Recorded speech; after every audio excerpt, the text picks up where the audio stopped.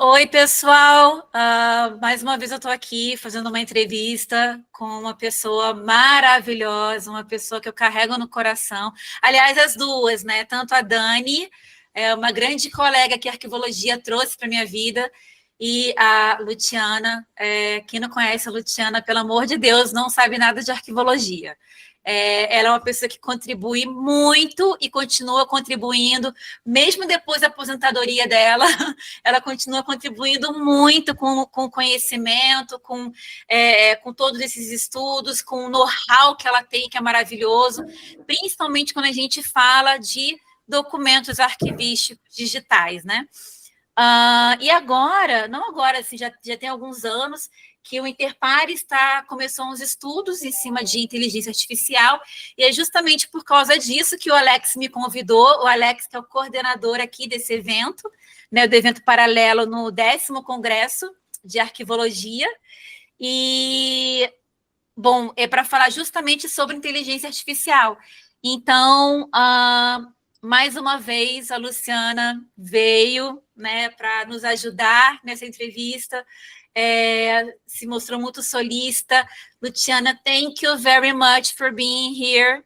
I'm a huge fan of yours, of course, and I'm so looking forward for this interview. E, Dani, muito obrigada também por ter topado de novo estar aqui com a gente, contribuindo, né, com a arquivologia e com essas novas tecnologias, e principalmente me ajudando aqui na tradução para a gente poder conversar com a Luciana, né? Então, muito obrigada, Dani. I understand what you say. Good. It's good things. I'm talking about good things. Então, vou começar meus slides, vou compartilhar meus slides com vocês. Nos slides tem as perguntas que a gente vai fazer para a Luciana. Os slides, eles estão em inglês, mas a gente pode traduzir depois numa legenda, né, para o pessoal conseguir entender melhor.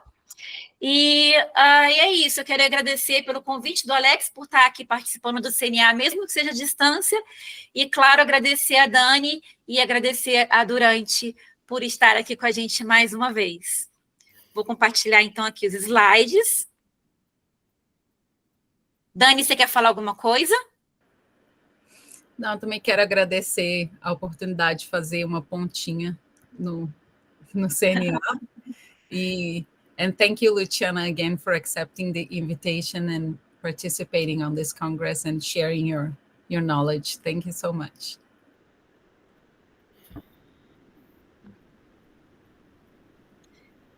Bom, pessoal, de qualquer forma, eu vou falar um pouquinho do currículo da Duranti antes da gente começar. Vocês estão vendo já os slides, né? Tá. Bom, aqui é a Luciana Duranti, linda, maravilhosa nessa foto. A doutora Luciana Duranti, graduada pela Universidade de Sapienza de Roma, Itália, é professora emérita de Arquivologia e Diplomática na Escola de Informação da Universidade de Colômbia Britânica, UBC, em Vancouver, Canadá. E professora afiliada da Universidade de Washington, em Seattle, Estados Unidos. Ela começou sua carreira como arquivista do Estado de Roma em 1978 e em 82 tornou-se professora pesquisadora em arquivologia na Universidade Sapienza de Roma, até que mudou para o UBC em 87 para ensinar o recém-criado mestrado em arquivologia. A professora Duranti é diretora do Centro de Estudos Internacionais de Documentos Arquivísticos Contemporâneos da UBC e investigadora do principal projeto de pesquisa, né, que é o InterPARES, que a gente tem aí como o nosso principal estudo quando a gente vai falar aí de documentos arquivísticos digitais, né? Que desde 98 tem desenvolvido teoria e método para criação, manutenção e preservação de documentos digitais confiáveis em diversas tecnologias. Ela publicou extensivamente sobre teoria arquivística e diplomática e sobre o uso de seus conceitos para entender os produtos das novas tecnologias. Ela foi presidenta da Sociedade de Arquivistas Americanos e da Associação dos Arquivistas Canadenses, e desde 2015 ela é presidente do Comitê da Junta de Normas do Governo Canadense para Documentos Eletrônicos como prova documental. Que currículo, né? Bom, Dani, vou deixar para você, então, conduzir agora essa entrevista. E obrigada mais uma vez. Obrigada, Tati. Thank you. So let's start with the ongoing research at InterPARES AI.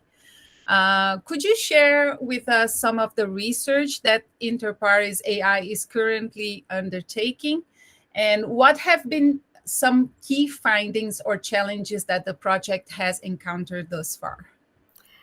Okay, so first of all, I would like to thank you for the presentation and for the kind words that you have said. And I would like to say hello to all those who will listen to what I have to say, and apologize if I am not brilliant at times. It's much easier to follow PowerPoint than to improvise answers to questions.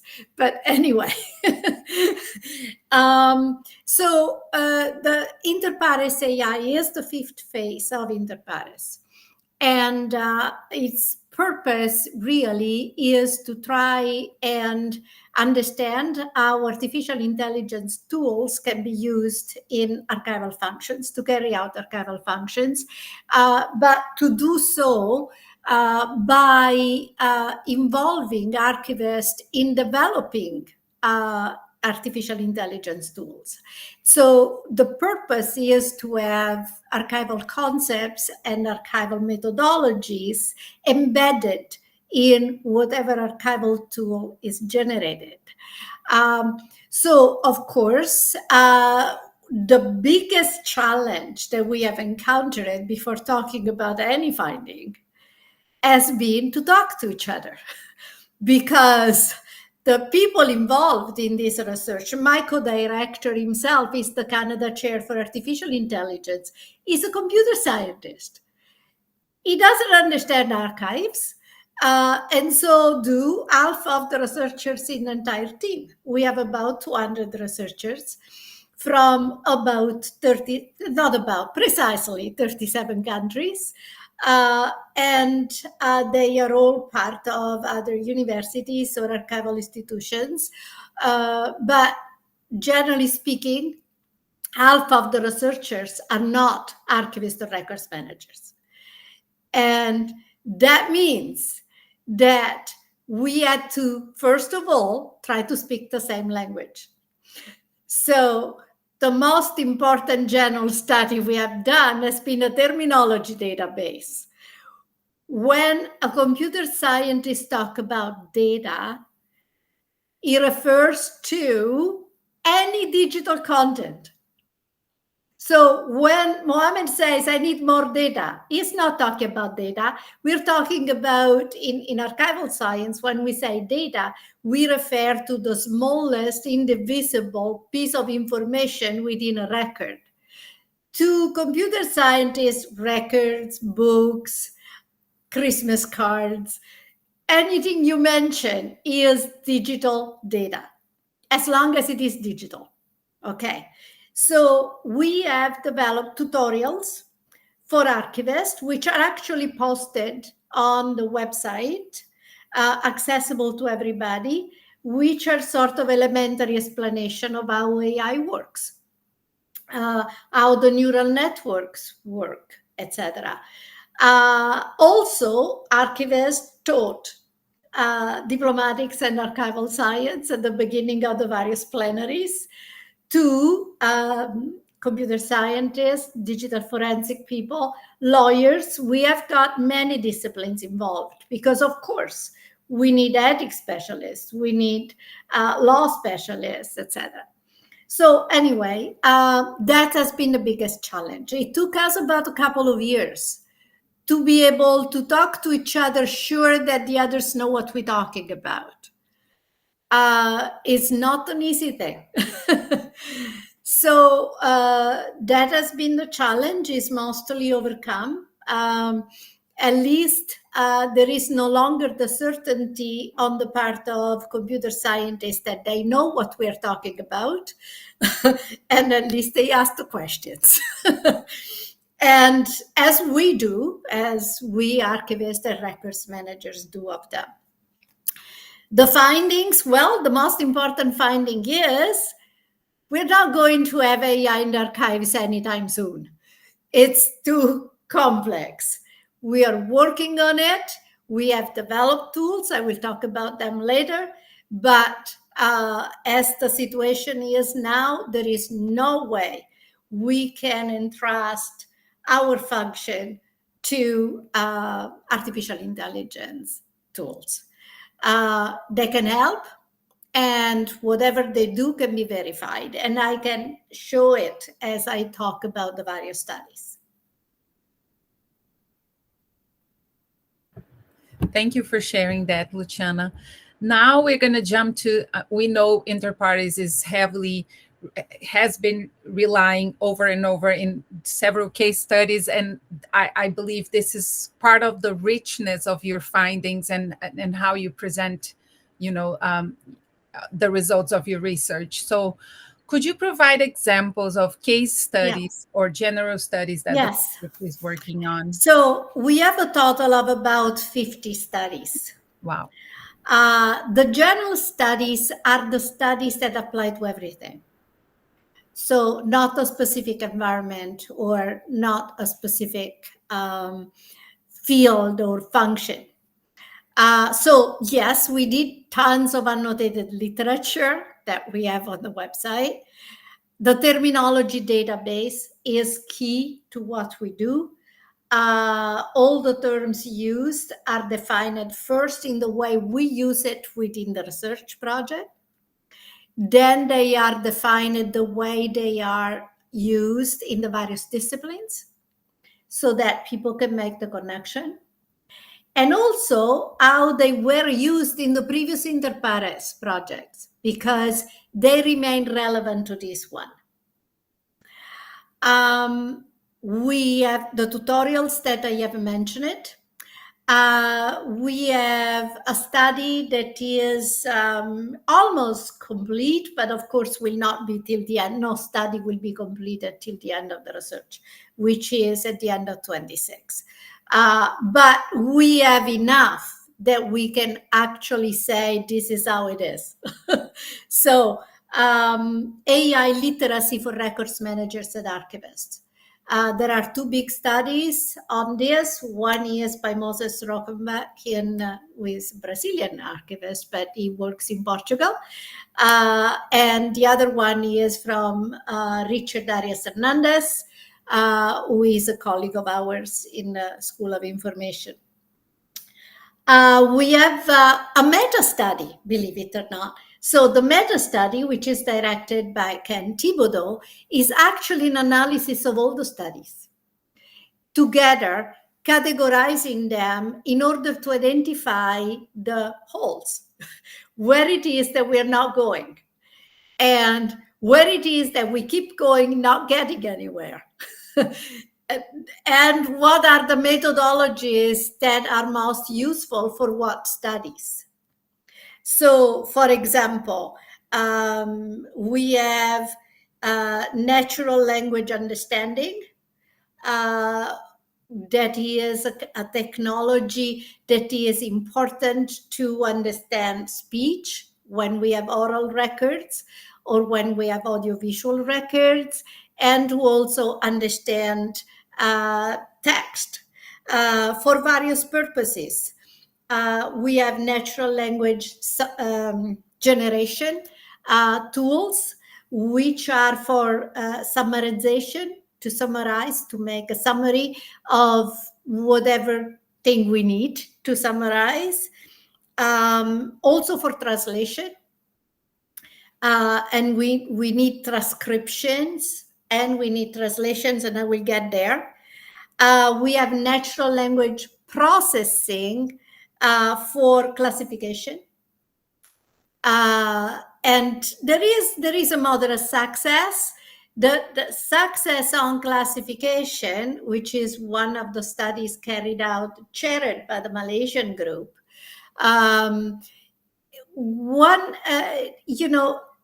it has a moderate success, but it entirely depends on how good the classification system is to start with. Because if you have a strong classification system and you have plenty of content, records, which have been classified according to that system, then you can easily develop a model that reflects both the system and the way it is used. So you have a high probability of accuracy. You don't have it if you don't have a classification system. And that's what it is. AI has been used, just records thrown to it and say, organize it. Wait a second, you can't organize records if you don't know the entire context. And the entire context is totally embedded in a classification system.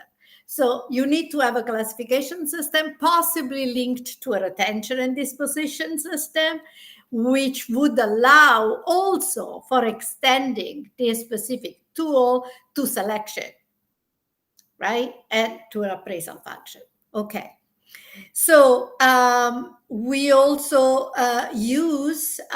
can use it for arrangement and description. So there is a study on this one that has been carried out now for 2 years by a very large Italian team working with the Norwegian technology group, which has always claimed that they can do it.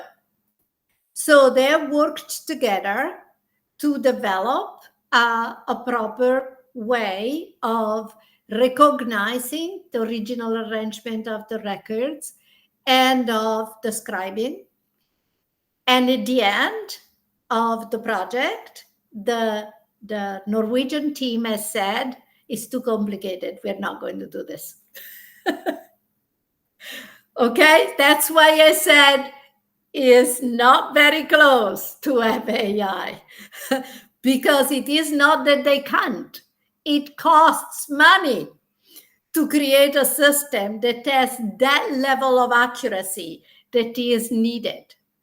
So that's why we need to do things a little bit at a time from the creation time. Because if we have the things that are properly classified, organized, etc., then all the rest comes along. But not when we have the traditional way of dealing with the records, okay? So, and then, of course, we have been very successful in developing an AI tool for detoxification. It's called Grill Llama. Detoxification means that they will find inappropriate language. The tool will find inappropriate language and substitute it with proper language. So, for example, no example comes to mind in this moment, but might later. So this is the kind of things that we are working in 2 primary labs. The key lab is the one at UBC. It is in the linguistics department. Is chaired by Mohamed, who is my director, Mohamed Abdul Majid. And it has several students from various backgrounds who are working on the development of these tools. The other lab is at the University of Macerata, and it's mostly a vision computing lab. And I will describe one study conducted in this lab, which resulted in the development of a tool when we talk about tools.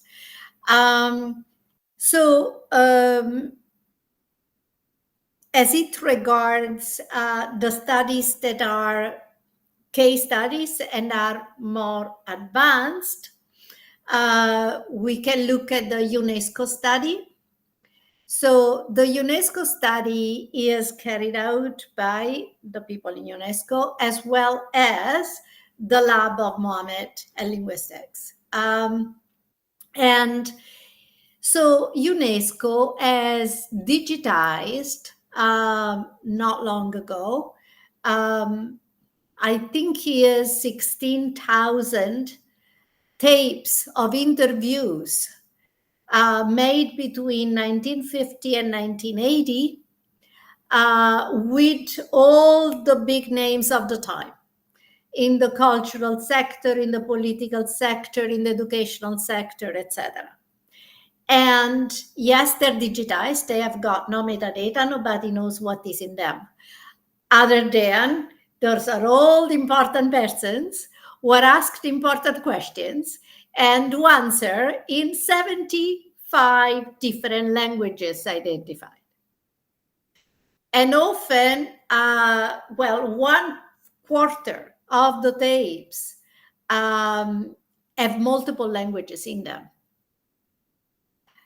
So we want an AI tool that creates metadata by identifying the persons, the subject matter, the time, and all the other factors that are relevant for each tape. So we are developing this tool is basically natural language processing, but it is much more difficult when it is an interview than when it is a text that is written, because the text that is written, the paragraphs help you. The punctuation helps you. In a speech transcription, you have accents. You don't have just different languages. You have accents. You have different way of behaving in your answers, hesitations, repetition. You have, look at me, the way I talk. Try to transcribe what I say, right?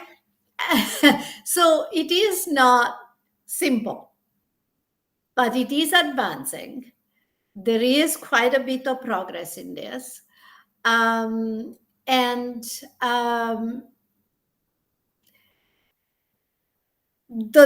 major difficulty is that AI is good with the main Western languages. It is not good with any African language. And for this reason, Mohammed has developed an entire set of tools that actually is able to deal with African languages. So that's an achievement. And it is not good with minor languages, and definitely not with dialects. So what we have here is we start with the transcription of the text, automatic transcription of the text of the speech, right? We have the set of 50 metadata per record that UNESCO requires. And we have this connection so that what is found in the speech can be linked to, so it recognizes names, it recognizes dates, it recognizes certain things. But the most important thing is we are using diplomatics, which is recognized by the AI people working on this as the best tool possible. Why? No matter how you interview somebody in the radio or in a private interview or in a conference, how do you start? What's the event? What are the names? What the subject matter? What are the dates? What's the time? Right? So that's the structure of the record. When you look at all those records, they all have the same structure. And the difference is when there are radio programs, in which case all that information is at the end instead of being at the beginning. it doesn't matter. It's still all together. So diplomatics has shown to be useful not only in this study. If you take the study that we have on the private information, so the actual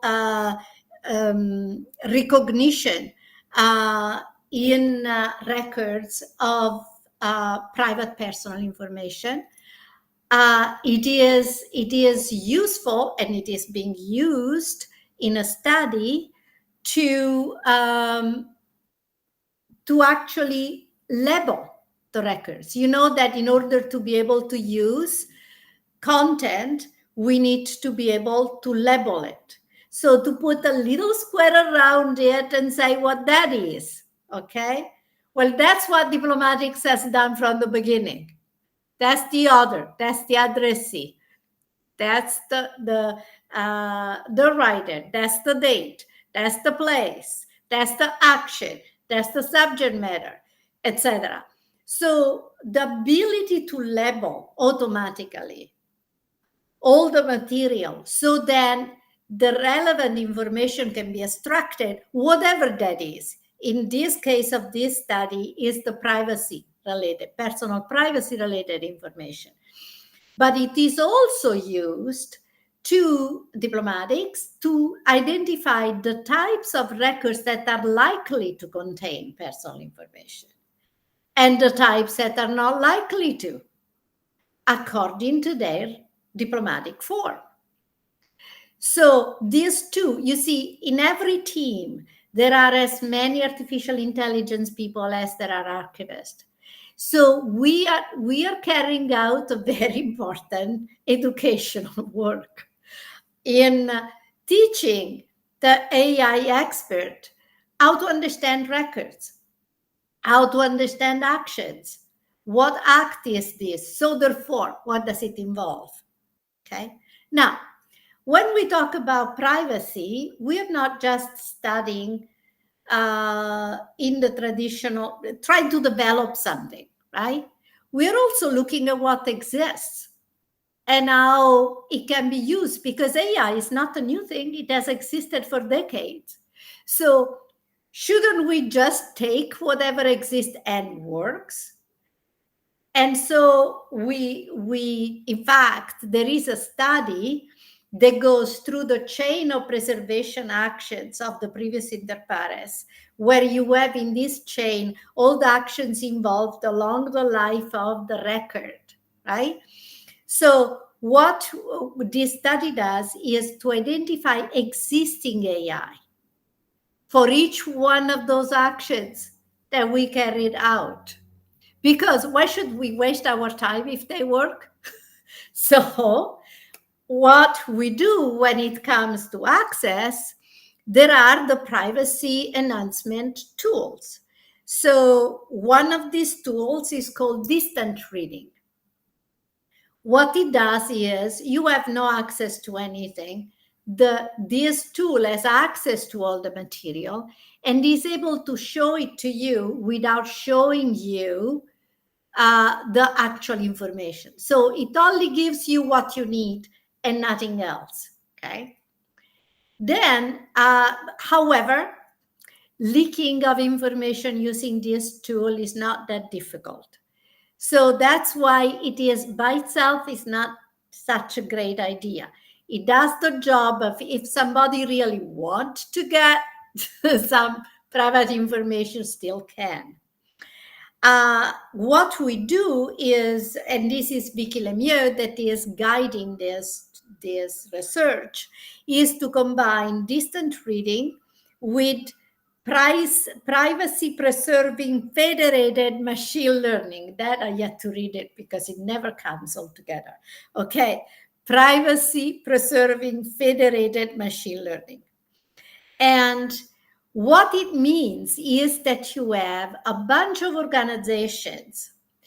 Each one uses this tool without making available the material to the others. It's only the outcome that is common to everybody. So that protects privacy much better.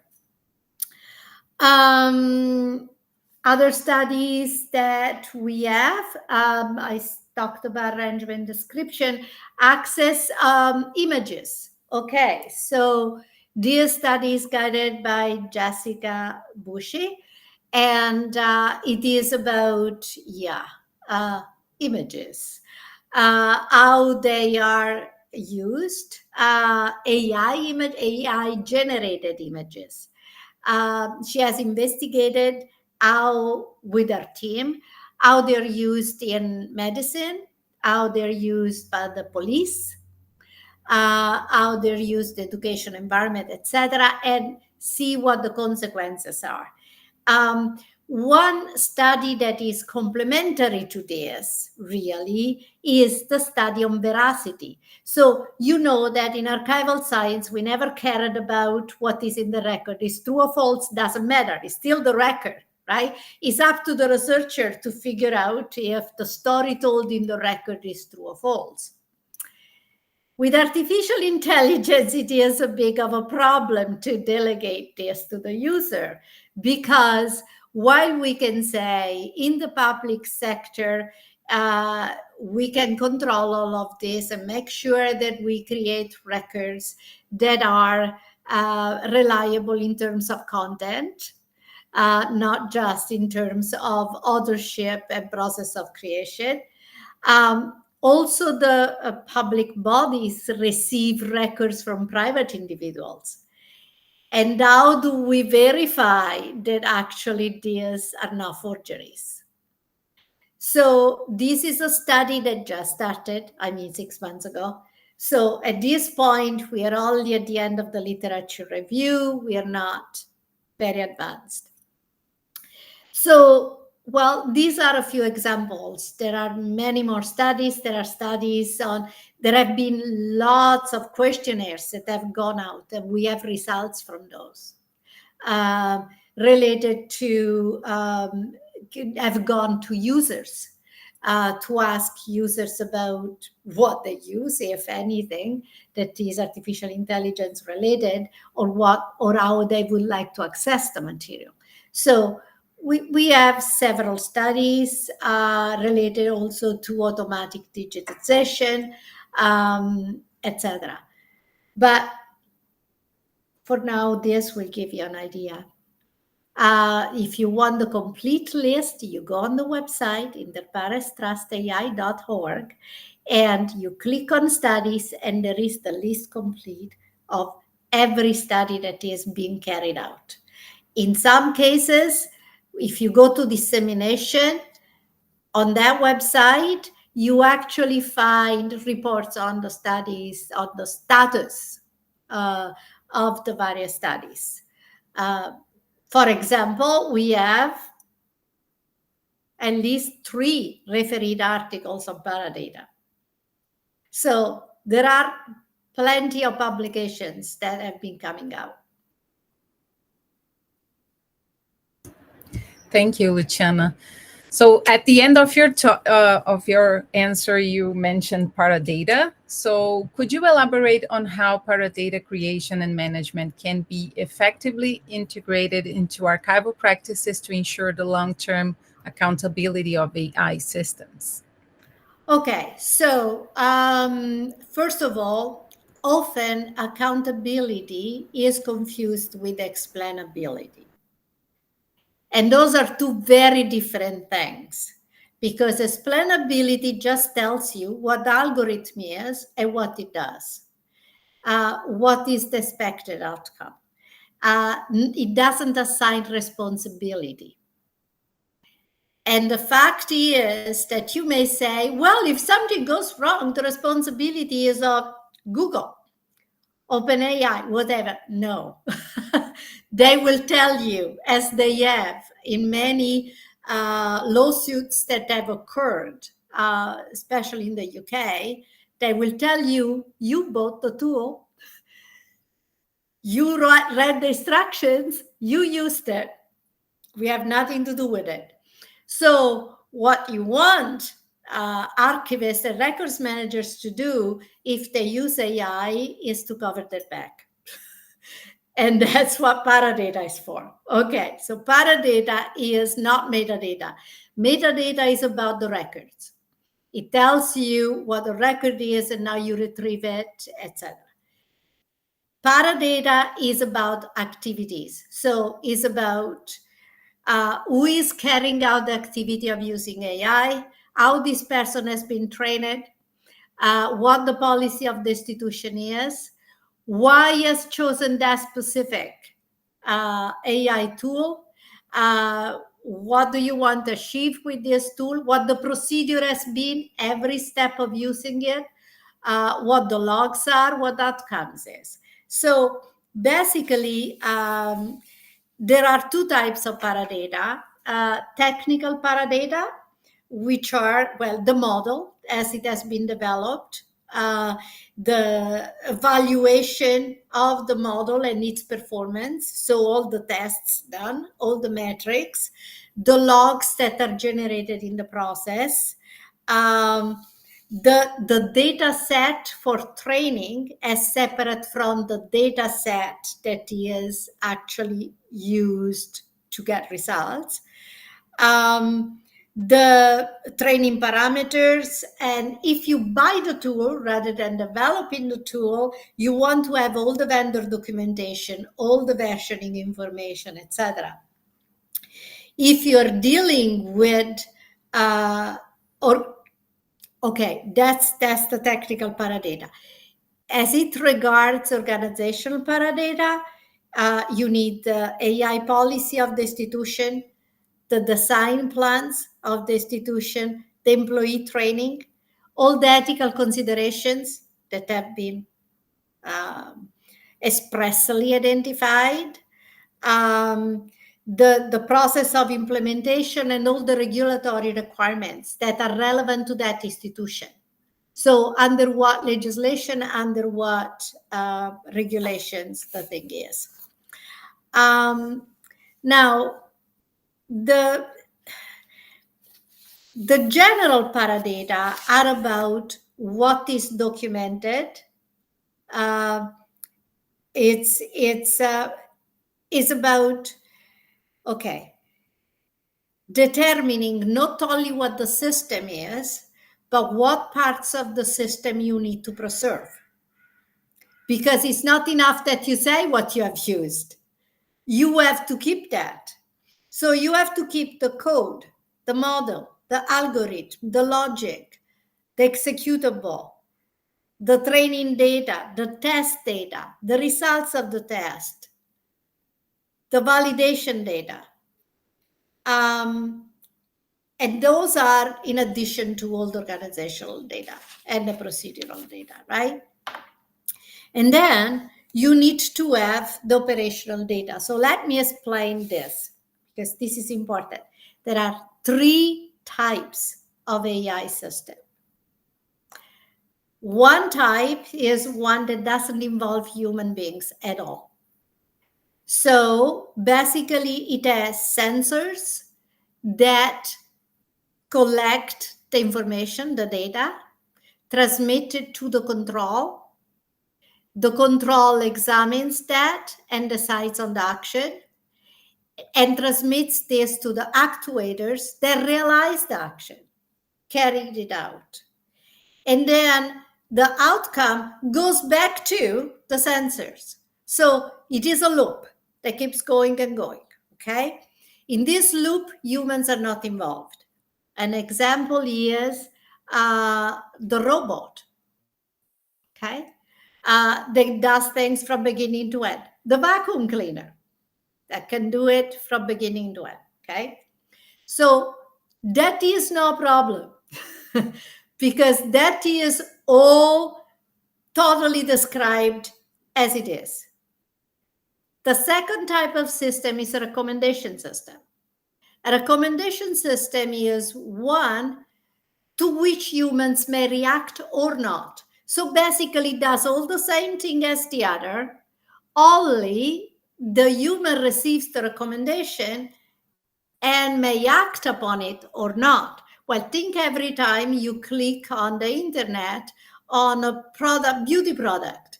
The next day, you get 25 recommendations. Who do you think did that? There is artificial intelligence system that knows, oh, she is interested in this thing. So let's go and throw at her all the possibilities. Now, the human is involved, but marginally. Is not the serious thing.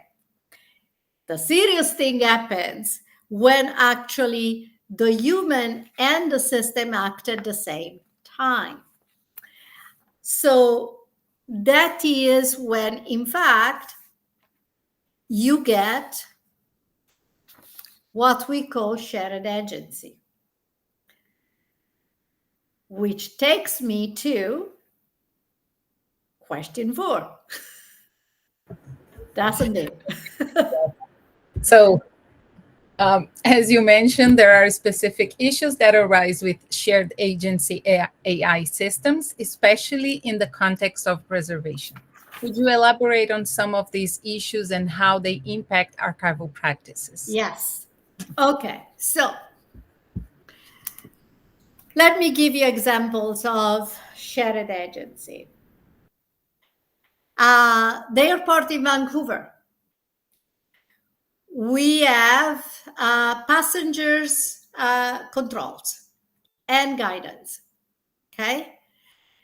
This is a joint action. So there is a room somewhere with all screens that sees where the passengers are and where they should go through security or to a specific gate or whatever. So controls the traffic of the passengers in the airport. However, the job is actually done by an AI tool that tells the passengers where to go, depending on what flight they have to take, or depending on whether security is too busy and they should go to some other part, etc.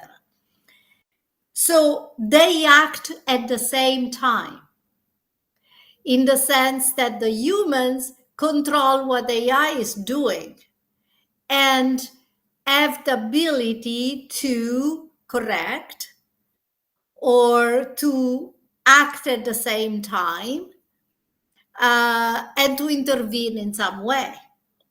Okay. And so it's complicated, but not that complicated. You get really complicated when you go to, do you remember the blueprints? You know what the blueprints are? Okay, the actual drawings of buildings and all the details, those are used by engineers to build something, right? They are added to, and after the building is complete, they must be preserved for as long as the building exists, and sometimes longer after, okay? So those are key records in a city. Okay, we don't have blueprints anymore. What we have is what we call digital twins.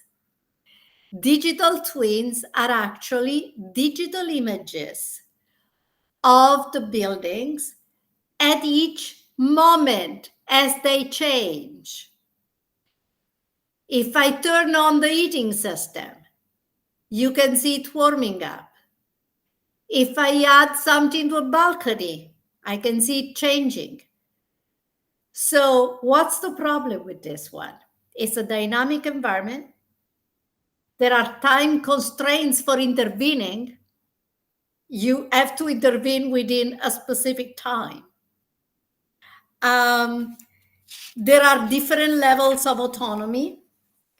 The control, it may change, because when you have a shared agency, when there is concurrent action of AI and human beings, it may be the AI that corrects the human beings.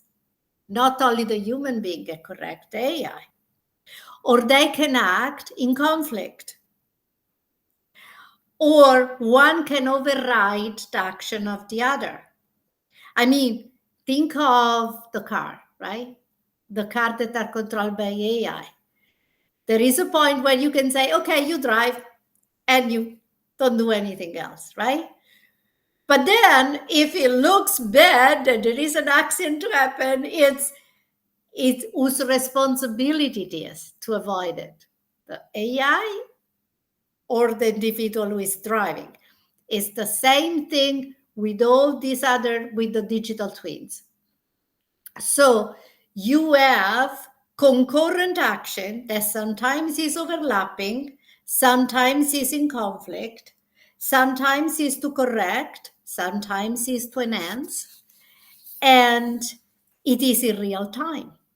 So sensing, perception, acting, it all happens in real time. Whose responsibility it is? So you say, well, what do I care? I am an archivist. I am not going to use that system in an archives. No, but you have to acquire the records. And that's the question. You don't have blueprints anymore. So what records do you acquire?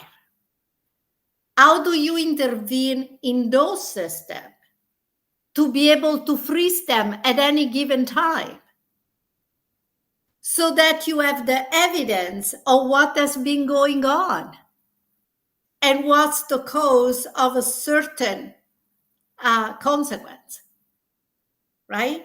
So what we need to do, here we go back to paradata, okay?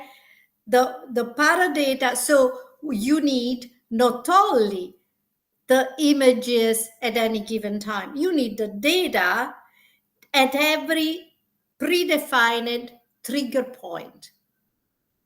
And so you need to follow this feedback loop model as you present the data at every trigger point. So the temporal dimension is important. How often those things are, those data are collected. So you have to maintain the relationship between all the processes as they happen. It's not simple. Now we have lots of media science people working on this. In addition, because we got by ourselves to deal with this. But this is a big thing because it is not just for buildings. It's now basically for everything is done. Whatever is created, is developed, etc., it is all done this way. And we no longer have the drawings that we could go to. So this becomes a serious preservation system. And so, you know, AI-enabled system must be documented minute by minute or faster. And of course, that is the primary basis to determine whether there is authenticity or not in the records that we have. Because you may believe them looking at them, but if you don't have the documentation that says what it is, who has intervened when, and what the consequences of the interventions have been, then you don't really have anything. And when we talk about buildings, it is a very serious thing. I mean, the entire constructions that happen at Carleton University is where the chair of this group works. It's all like that. It's all like that. And you feel the precarity of all of this, how precarious all of this is. So that's the difficult part. So paradata is our concern in terms of if we use AI, we have got to document what we do. But they're also concerned in terms of when we preserve something like digital twins, what data we need to be with them, not just metadata, but data about how the AI is functioning. Because the metadata is what the building is, who is constructing it, what the time is, and all that sort of stuff. But the paradata is how this is documented in the AI system and how the AI is showing things and whether it is late with respect to the action, for example, I mean, whether the action is corrected by humans at any given time. And these are the paradata. These are not data about the record. These are data about what has been happening in the use of AI from beginning to end. So that's the big difference between the two. Okay, Thanks. I think I spoke too much. No, it's never enough, right, Tatiana? Well, you know. So the last question, what types of tools are being developed by InterPARES AI that can be practically applied in archival institutions? And could you describe some of the successes in this area? You mentioned this in the beginning of this talk, right? So, yeah. Yeah, so I mentioned some of the tools that are developed in a natural language lab. And I mean that the one about biases is, you know, one cute thing about this tool about the biases, I have to say. It's not very politically correct to say it. But it is about political correctness, right? It is a tool to identify bias. So when the person who was the primary person responsible for developing the tool showed it to us, all the researchers, and showed us how the bias were reduced and how the balance was generated with good language, etc. The part with bias was colored in pink, and the part with the correct thing was colored in blue. And I raised my hand and I said, I think that there is a big bias in this image.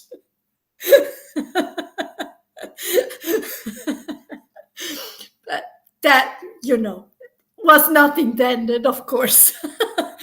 But it seemed so funny to look at that thing. Anyway, that is one of the tools. Now, one tool that actually is complete and has been used was developed at the University of Macerata for the study on parchment records. So the purpose of this study was to develop a tool to identify the primary attributes of thousands of parchments that had been digitized, but for which they had to create metadata and then do nothing. Okay? So they use computer vision, which is a field of AI that enables systems to derive information from digital images. And they had to choose what the main identifier of these parchments could be, and decided that would be the signum. Now, the signum is a sign affixed to parchment by notaries to identify them by hand. It identifies them both at the beginning of the parchment and at the end, where the signature is. And what they did by doing this, by taking images of the signum in every parchment, they actually were able to establish registry of notaries for all the medieval period to attribute parchments. So even to organize them. So it was extremely useful. But the thing is that this tool that is called Perganet, you can find it on the internet easily if you just type Perganet, is useful for many other things, because it is useful for recognize the system of writing of people, of individual authors. It recognizes handwriting, but also the type of writing, so that can attribute authors to, writings to others. Also is good for analyzing the archival annotation behind the document. You see lots of paper documents on the back have annotations, among which often is the original order. It's the classification or the order in which they were kept. And by doing that, by taking pictures of the back of records, they actually are able to use this system to find the original order or to organize according to original classification, etc. It also recognizes recurring images in large series of documents in which people may not know what kind of records are there. And you see, in those who know diplomatics, the special signs. When you have the letterhead, often there is the name of an organization, and then there is a symbol that represents the organization, either before or after or on the side. And this kind of image will allow actually to find out who the creator, if not the authors of the records are, when you have large amounts of records. You see, lots of people are very concerned about AI is going to steal our job. Is going to do the things that we want to do. We don't want to do that. We don't want to go through every single record and find out who the author is. So what we try to develop AI for is to make our work pleasant. So we do the fun part and we don't do the boring part, like looking for that private information inside the letter that needs to be blanked out. We don't want to do that. So this is useful. And it also recognizes common patterns in drawings, also for attributing drawings.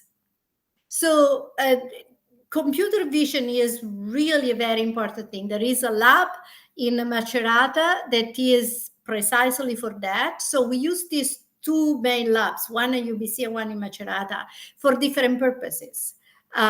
Because the one at UBC is for languages, the one in Macerata is for images, mostly.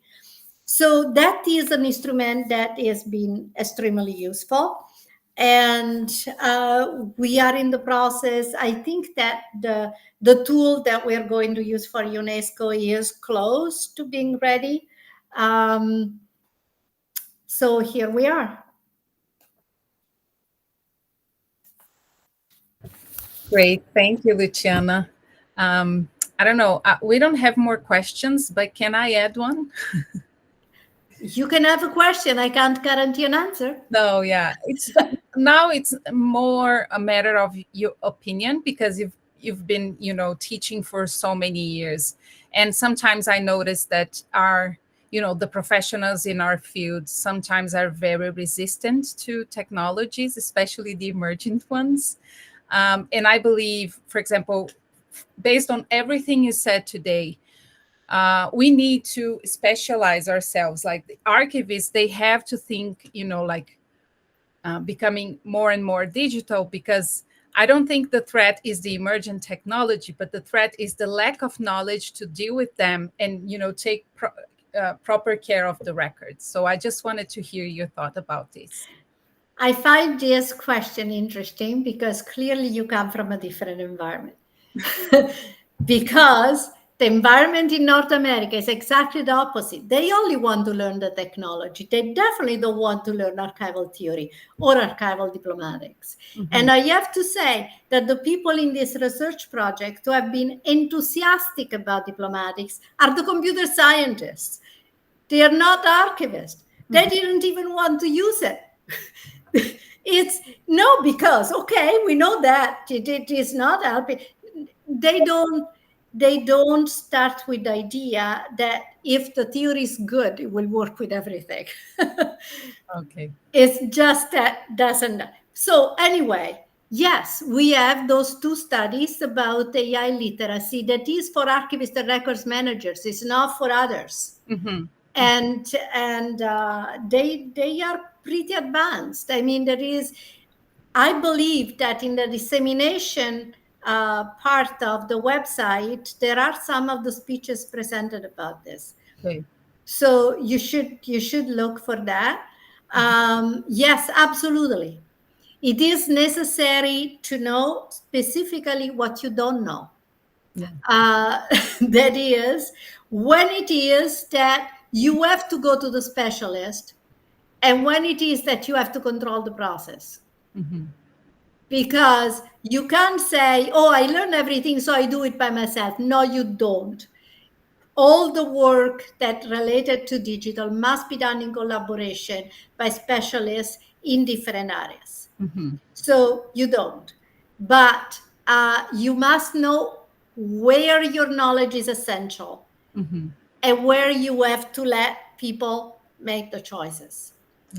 You just can, and it's not just the tendency of the archivist not to do that, because I have observed the computer scientists to hear one day about records and they think they understand them all. Okay, so it is just when I say, then I sit calmly by then and I say, perhaps you want me to read what you wrote before you send it out. These things must be done in collaboration. You can't have an archivist who writes an entire article about AI in archives. You can't have an AI person who does it. Yeah. Because the depth of knowledge necessary in each of the field is such that you can't do it on your own. Yeah. It doesn't say anything about your intelligence or about your willingness to learn. It's just recognition of the depth of fields. And I want our field to be respected as much as I want to respect the field of AI experts. Yeah. And that's really important. Great. Thank you, Luciana. So, Tati, do you have any questions? I don't know if our time is out. Yeah. Well, I have plenty of questions here, but I can ask later because actually, the time is out. I want to thank Luciana so much for your answers and for being here and for your kindness, and thank you so much. E Dani, muito obrigada por estar aqui com a gente, por estar fazendo as perguntas mais uma vez. Eu sinto que eu posso contar com você sempre. Sim. Então, muito obrigada, Dani. Sua ajuda é maravilhosa, principalmente por causa do inglês, né? Você vê que meu inglês aqui ele trava. Well, thank you very much for having me. I hope that I have not just confused you. No, not at all. You're a great Luciana. You know how to explain the things. The examples are great. So thank you so much. Yeah. E queria agradecer de novo, Alex, né, pelo convite. E, pessoal, um abraço para todos que estão aí no Congresso. Aproveitem principalmente esse evento paralelo, que é super importante. Estarmos debatendo sobre a IA nas funções arquivísticas. Então, obrigada mais uma vez. All the best, everyone. And thank you. Thank you. Bye-bye. Bye. Tchau. Tchau.